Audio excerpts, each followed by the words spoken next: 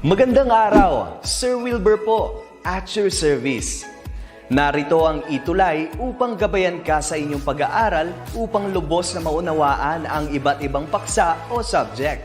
Ang ETUlay ay isang free online tutorial class na pinangungunahan ng ICT's Educational Technology Unit sa pamumuno ni Undersecretary Elaine Del P. Pascua. Ang programang ito ay hindi lamang para sa mga bata, kundi ito rin ay magsisilbing gabay sa mga magulang at mga guro kung paano nila ituturo o gagabayan sa bawat asignatura ang kanilang mga anak o mga estudyante.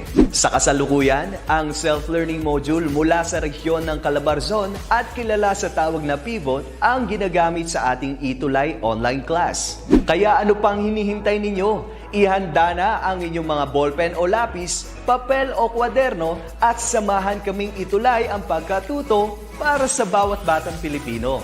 Sama-sama tayong magtutulungan para malampasan ang mga hamon sa panahong ito. Halina't matuto kasama ang inyong online tutor sa oras na ito.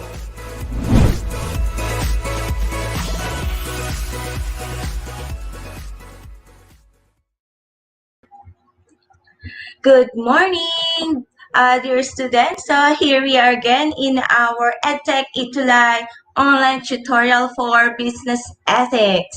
So once again, I am your ETUlay tutor, Sheila May. So shout out muna tayo. Okay, so shout out tayo kay Nori Jane Lago. Okay. And then Felin Bulahan. Wow, thank you for watching. So, watching from Dilangelan Central Elementary School, Mitsayap South, SDO Cotabato, from Donna Liza Tercero. Wow, so let's get started na. So, maraming salamat sa panonood, dear students. Okay.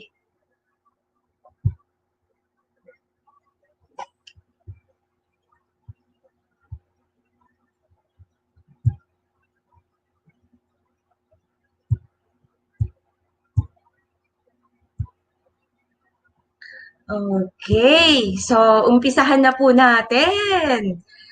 Dahil napakaganda ng ating topic for today sa ating business ethics.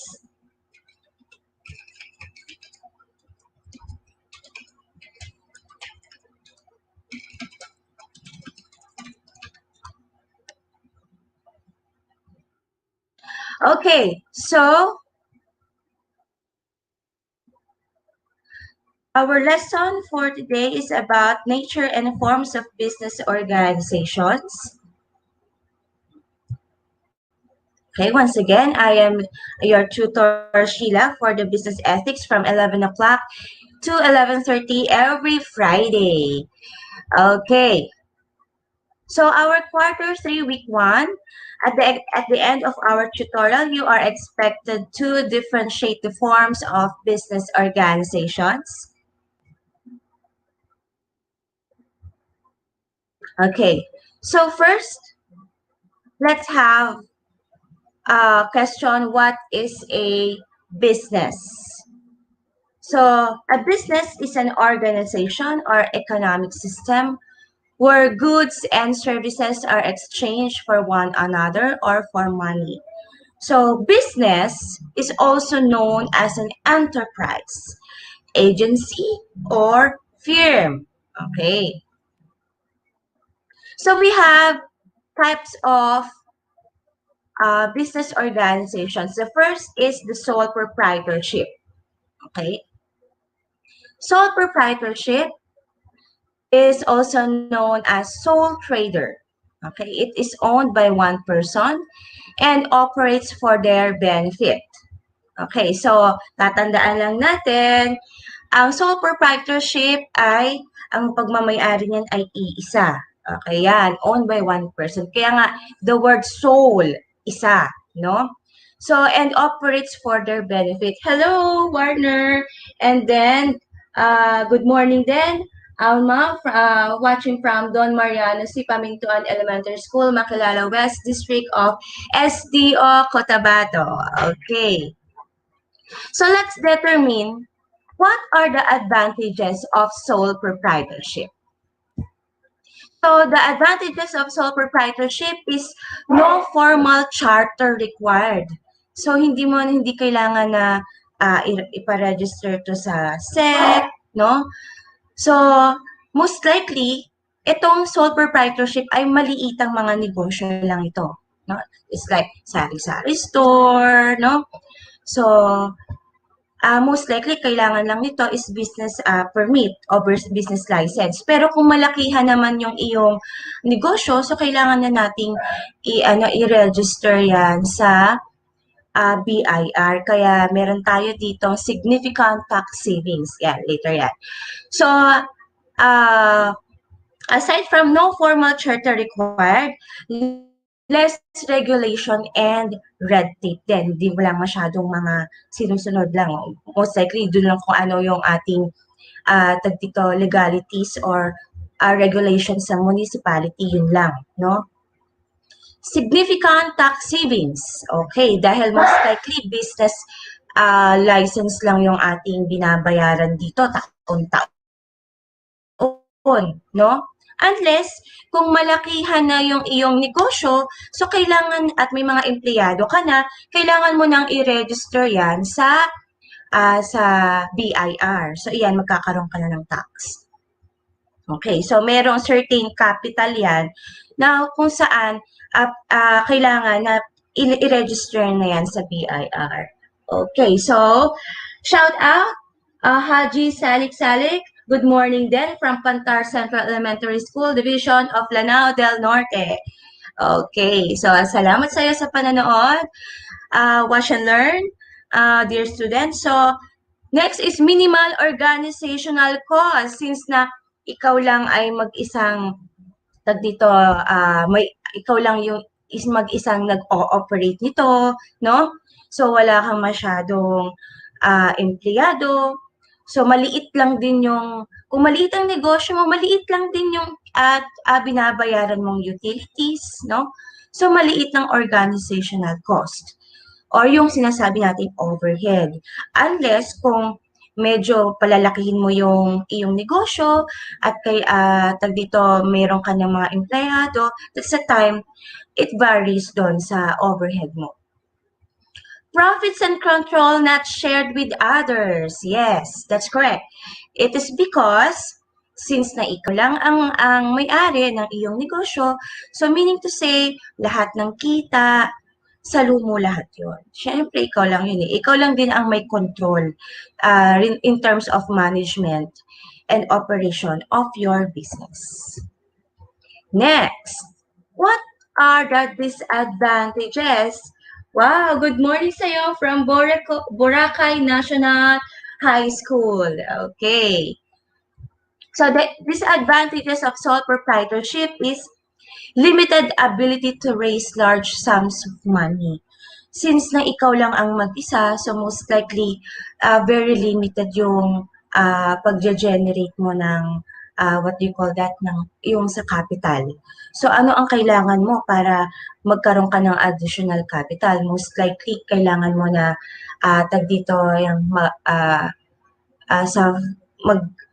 mag-apply sa mga financing agency, ayan. So, para magkaroon ka ng another capital or additional capital for your business. Unlimited liability for the owner. Since na ikaw ang may-ari ng iyong negosyo, so lahat ng liabilities ng negosyo ikaw. Regarding sa mga loans, regarding sa if ever na meron kang mga transactions, sa mga empleyado, sa mga utilities sa kailangang bayaran. So, ikaw ang ikaw lang yung liable doon, no? Sa mga yon. So, meaning to say, operation. So, that's your liability. Limited life, limited to the life of the owner. Yes, magandang araw sa'yo, Mark Edward. Okay, listening and watching. Yes, maraming salamat sa'yo. Okay. So, limited life, limited to the life of the owner. Siyempre, kung ikaw ay nag-iisang may-ari, so kailangan alagaan mo yung iyong sarili, lalo na ang iyong health, no? Kasi walang ibang magmamanage niyan kundi ikaw lang. Next, no tax deductions for personal and employees' health, life, or disability insurance. Since ikaw lang ang mag-isa na nagmamanage niyan, so wala kang masyadong iisipin regarding sa tax deductions sa mga empleyado mo. Naturalmente, ikaw lang kasi ang nagmamanage ng iyong negosyo. Shout out Benjamin Nedruda, Bagbag National High School, Senior High School from Professor Benjamin Nedruda. Hi, sir. Okay, next tayo. Next tayo sa another type of business organization is partnership. So, partnership is a business owned by 2 or more people. So, meaning to say, kung ang sole proprietorship ay hindi isa, so ang partnership is depends on whether it is 2 or more people, no? So, what are the advantages of partnership? Paano kaya sinasabi na bakit 2 or more? Let's say, ang investment ninyo, kayo magka-partner kayo in regards with the investment. Let's say, pagdating sa capital is 50-50 kayo, o kaya naman is, let's say, sa'yo yung capital, let's say, meron siyang asset, yan, magkahati din pa rin kayo, partnership pa rin yun. Okay? So, meaning to say, whether dalawa siya o hanggang 5, so paghahatian ninyo yung capital, that is partnership. So, advantages of partnership. Shout out po sa San Roque, Bulacan from Ashley May Obispo. Maraming salamat sa iyo. And then Felon Bulahan, good morning. So, advantages ng partnership, minimal organizational effort and cost. Dahil most likely ito ay maliitan din naman ng mga negosyo or medium-sized na negosyo. Okay. So, few governmental regulations kasi most likely business license lang naman yan, no, ang binabayaran natin in terms of legalities. So, disadvantages of partnership, unlimited liability for the individual partners. So, syempre, 50-50 kayo, o depende sa inyo, sa pag-uusap ninyo, agreement ninyo, kung 60-40 or 30-70, depende yun sa inyong investment o shinare sa in between dun sa inyo, no?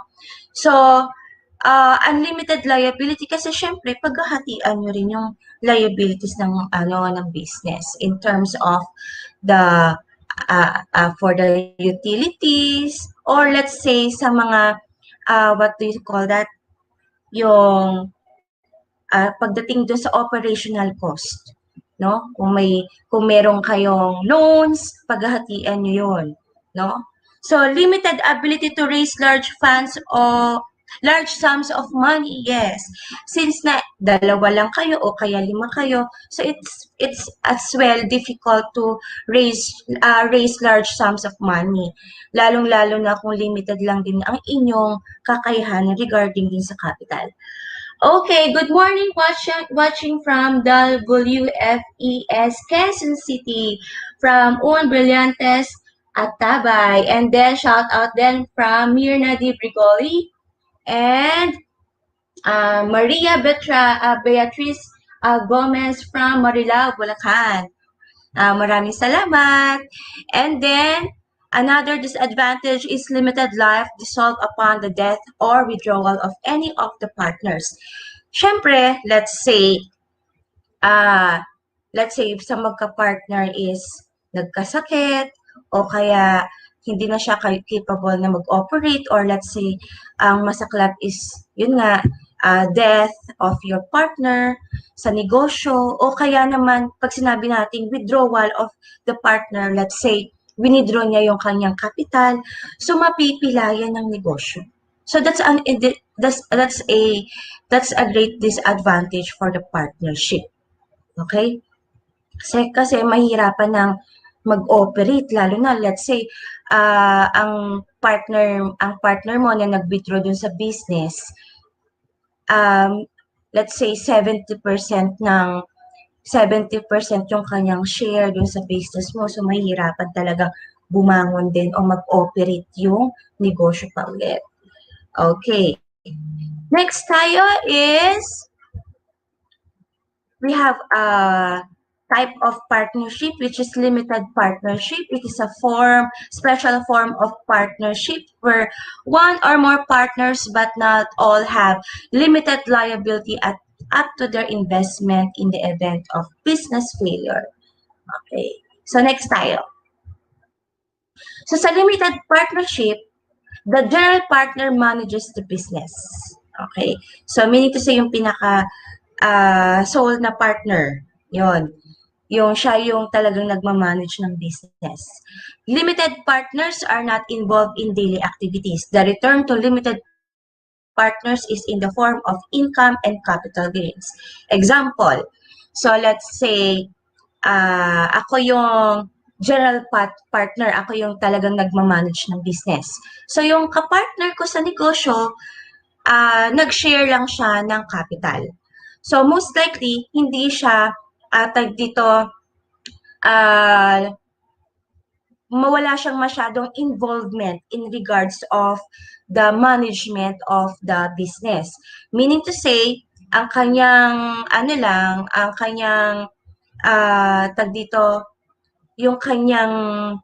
yung shares lang ng income, yung kanyang makukuha lang. Pero in terms of the management and operation of the business, so yung general partner lang ang pwede or liable dun sa negosyo. Okay. Tax benefits are often involved. So, sa limited partnership, it depends upon sa agreement ninyo. Kung ang pagdating sa shares is, let's say, ang makukuha niya is 70% or 30%, depende yun sa sa shares ng capital, and at the same time, yung agreement o meron tayong tinatawag ng memorandum of agreement pagdating din sa partnership. Okay, so shout out kay Rosita Machas, Macaria Perez Manguera from Taal Senior High School. And thank you very much. Share the link po to my student. Ay, ma'am. Okay, maraming salamat po, Ma'am Macaria. Okay, ma'am, thank you po sa pag-share po ng link. Okay, next po tayo is corporation. Okay, we have the owners of a corporation have limited liability. Bakit limited liability? It is because sa corporation, meron tayong tinatawag na top management, merong middle management, and then yung sa mga rank and file na. So, sa corporation kasi meron tayong tinatawag na board of directors. So, sila talaga yung mga pagdating sa decision making in terms of the regulations, or let's say yung pinaka main na kailangan na operation, no? Laws, yan. So, board of directors ang let's say sa pagtaas ng salary, yung mga benefits. So, yung board of directors ang kailangang mag-decide niyan. So, the business has a separate legal personality from its owners. Yes. So, kaya nga charter yan. So, kailangan na i-register yan sa Security of Exchange Commission, and then kailangan i-register din yan sa BIR, and then kailangan din na aside pa dun sa business permit, and aside pa na kailangan i-register yan sa DTI. So, ang pinaka-ano niyan is yung SEC, no? So, corporation can either be government-owned or privately owned. Okay. Thank you po, Mama Macaria. Okay. So, a privately owned for-profit corporation is owned by its shareholders, who elect a board of directors to direct the corporation and hire its managerial staff.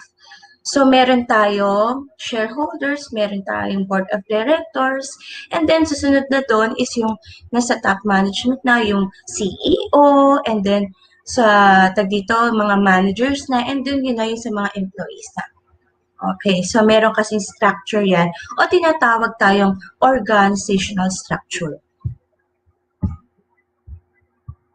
So a privately owned for-profit corporation either be privately held by a small group of individuals or publicly held with publicly trades shares listed on a stock exchange. So sa mga shareholders, so let's say gusto nilang mag-invest dun sa isang corporation, dun nila pwedeng makabili ng shares dun sa stock exchange. Okay? So what are the advantages of corporation? So a life of up to 50 years. So limited liability for its owners as long as there is no personal guarantee on a business-related obligation such as bank, loan, or lease.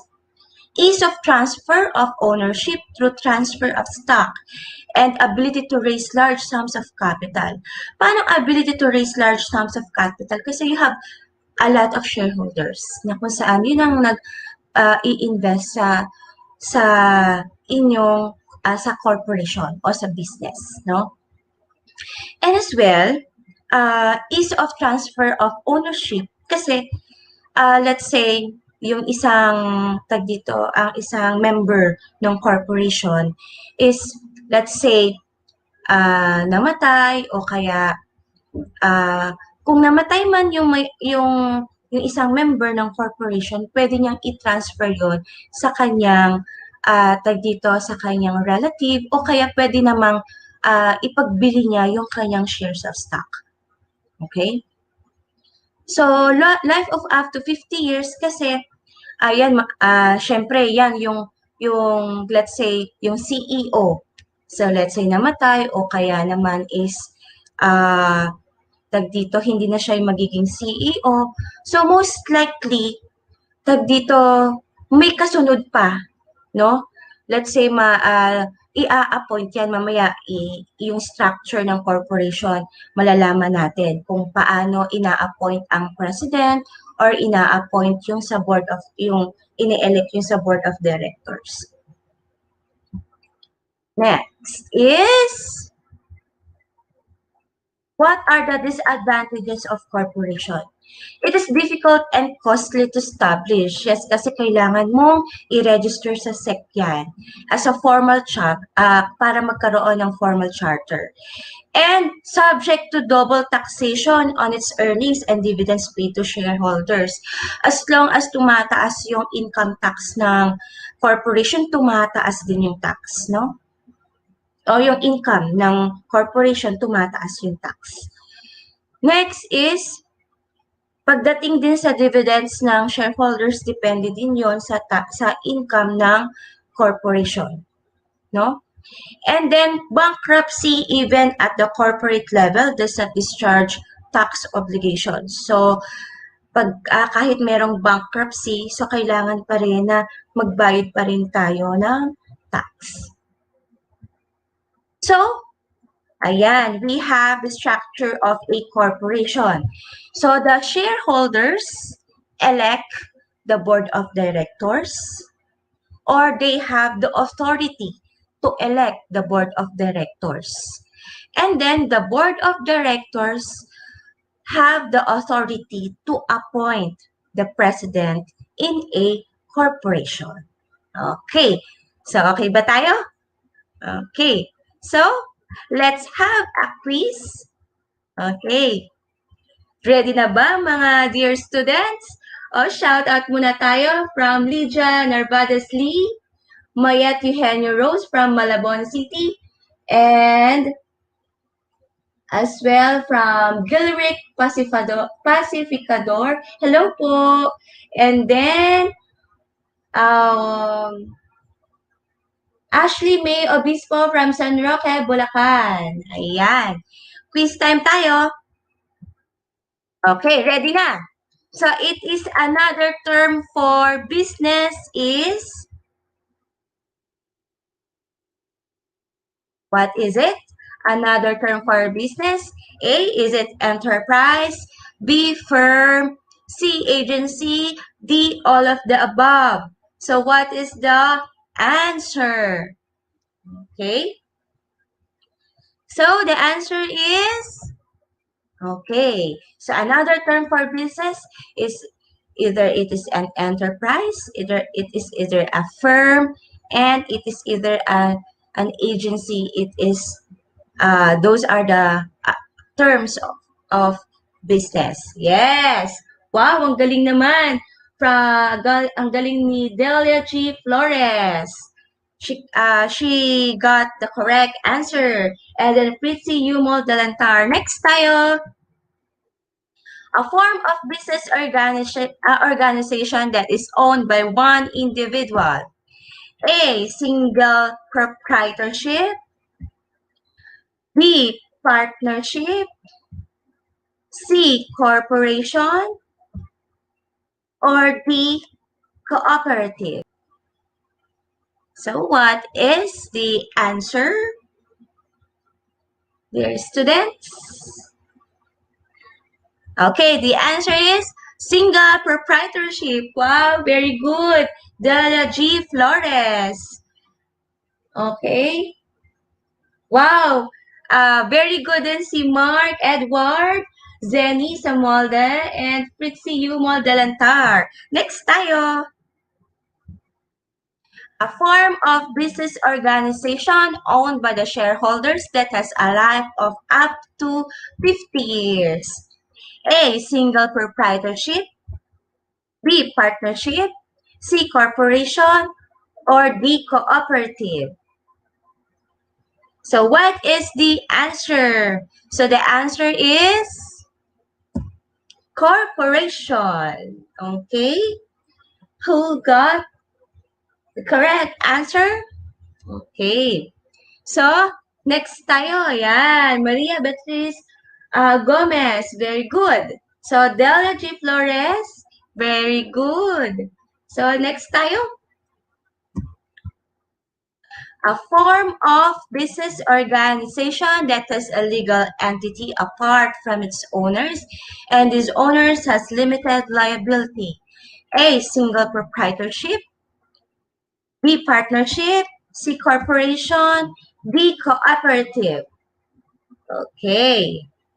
So, the answer is corporation. Okay. Okay. Very good, Macaria. Perez Mongera and Grace Inti Delogi Flores. Okay. Zenny, very good. Next is a form of business organization that has more than one owner but still require minimal organizational effort and cost. A, single proprietorship. B, partnership, corporation, and D, cooperative. So what is the answer? So the answer is B, partnership. Who got the correct answers? Okay, check natin. Wow, from very good Maria Beatriz Gomez, Zenny Samuel Trump, and then Hel Paranes, and then Napoleon Salonga. Very good sa inyo. Ang galing-galing talaga ng mga ating mga estudyante. So, that's all for today for the business ethics. And then, let's have the next session, which is, again, let's have the marketing principles of marketing, 11:30 to 12 noon. Okay, this is again your tutor Shilame for the business ethics. I'll see you again on next Friday or every Friday from 11 o'clock in the morning until 11:30 in the morning. Shout out sa aking divisions, division of Marikina City, and as well my school, Santa Elena High School, particularly to my principal, Sir Jeff Dr. Jeffrey Trinidad, and to the Senior High School Department and Junior High School Department. Maraming salamat po. Maraming salamat sa inyo, Mark Elward, and then Macaria. Maraming salamat, dear students. And as well to teachers and parents who watch to this session of Business Ethics. Maraming salamat. Goodbye. See you again.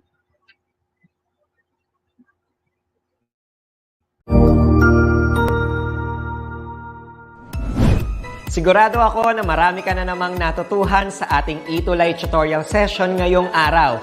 Tandaan, ito ay hindi lamang para sa ating mga mag-aaral, kundi pati rin sa ating mga minamahal na guro at mga magulang na kaagapay natin para maituloy ang pagkatuto sa kabila ng nararanasang pandemya. Patuloy ding sumubaybay sa DepEd TV para sa mga araling ginawang video episodes. Mapapanood ito mula Lunes hanggang Sabado, alas 7 ng umaga hanggang alas 7 ng gabi sa inyong mga telebisyon. Abangan sa Lunes mula 1:00 ng tanghali ang iba pang aralin sa ating ETUlay free online tutorial session sa Science. I-like and subscribe at manatiling nakasubaybay sa ating ETUlay tutorial session sa DepEd Edtech Unit FB page at Educational Technology Unit channel sa YouTube at sa DepEd Tayo at DepEd Philippines social media accounts. Paalam!